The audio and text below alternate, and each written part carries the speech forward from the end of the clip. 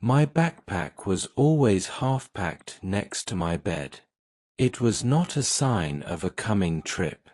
It was just a habit. It meant I was always ready. Ready to leave. Ready to disappear. It was the most important rule of my life. The rule was very simple. Never stay in one town for more than 6 months. 6 months was the perfect amount of time. It was enough time to earn some money. But it was not enough time to build connections. Connections were dangerous. I learned this lesson as a boy. I learned that the people you love the most can walk away without looking back. So I decided I would always be the one to leave first. It was a way to protect myself. It was my only defense. My journey brought me to a quiet mountain town called Silver Creek. It was autumn. The leaves on the trees were red and gold. I found a job washing dishes at a small place called the Corner Diner. The owner was a tired man who did not ask questions. The job was perfect. It was warm and anonymous.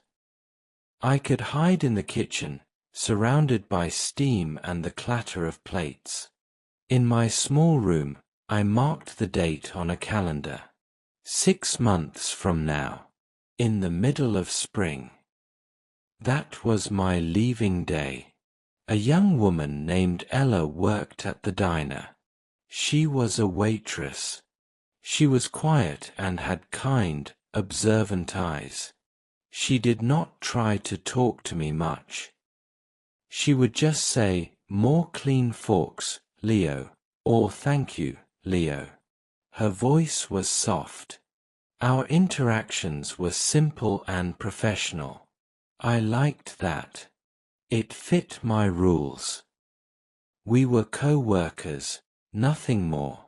One afternoon, I broke a glass while washing it. A sharp piece cut my hand. It was not a deep cut, but it was bleeding. Before I could do anything, Ella was there. She did not say much.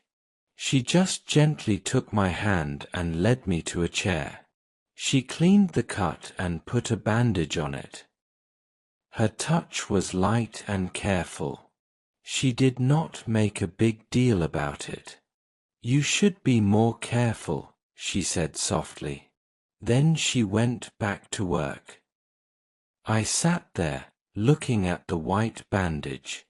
It was a strange feeling. No one had taken care of me like that in a very long time.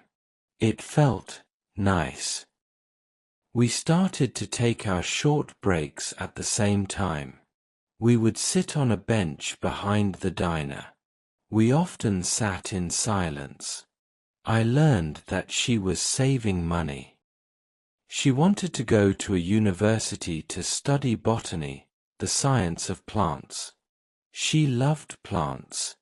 She said they were honest.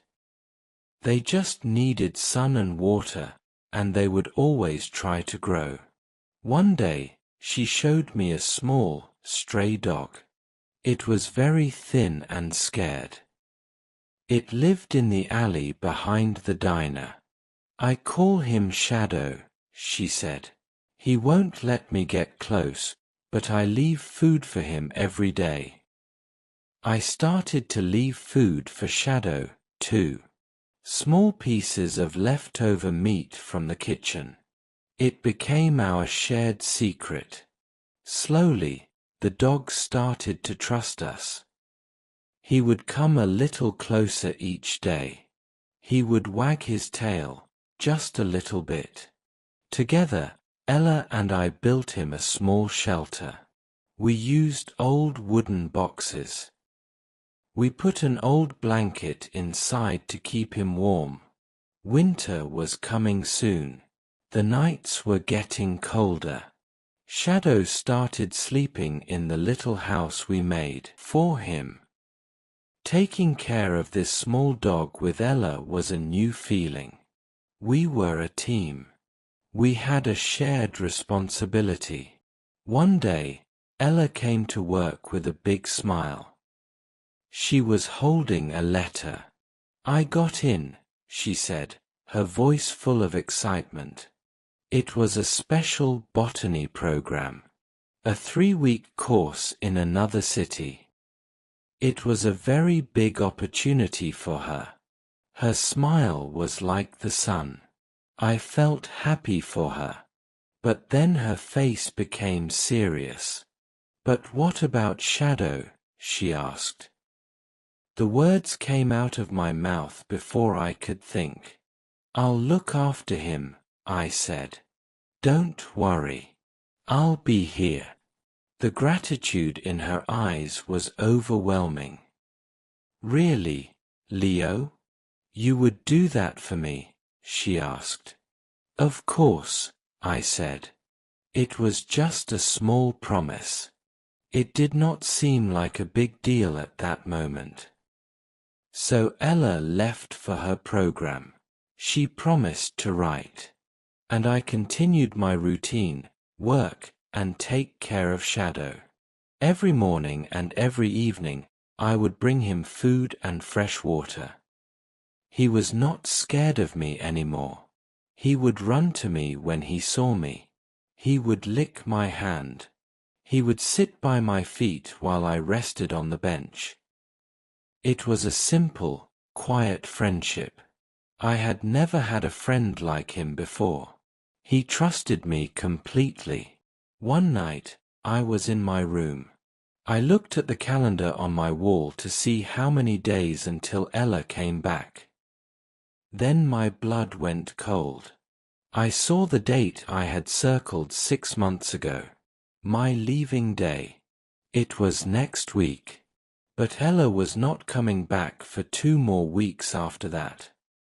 My promise and my rule were in a direct conflict. A wave of panic hit me. It was a familiar feeling. It was the feeling that the walls were closing in on me. My rule was my survival. It had kept me safe for 10 years. Breaking it felt like jumping off a high cliff.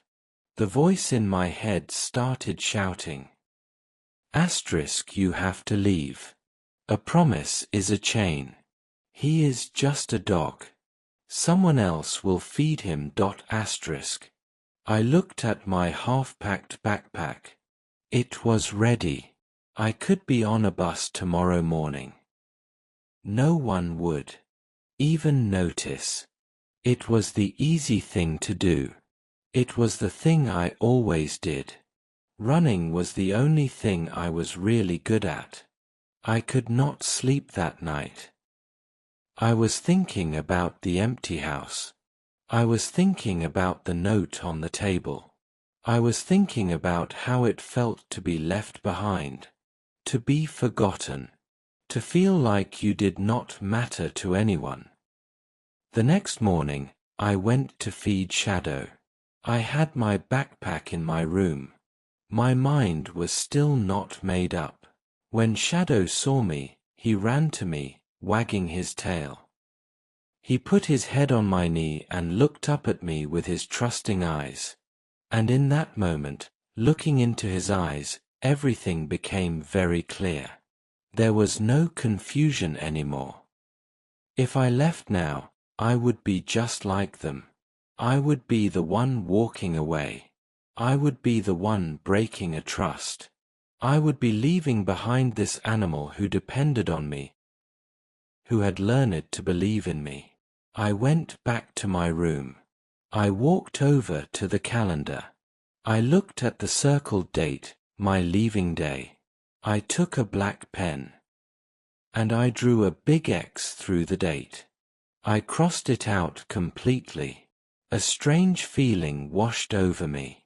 It was fear, yes. But underneath the fear, there was something else. It was relief. I took the clothes out of my backpack, and for the first time in 10 years, I unpacked it completely. I put the clothes away. The next 2 weeks were quiet. I worked. I took care of Shadow. I did not feel the need to run anymore. When Ella came back, she looked so happy.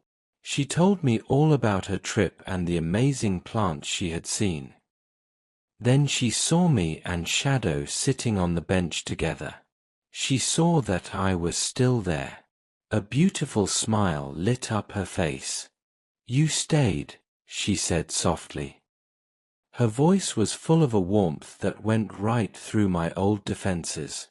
"I made a promise," I said, and I was surprised that my own voice sounded steady and strong.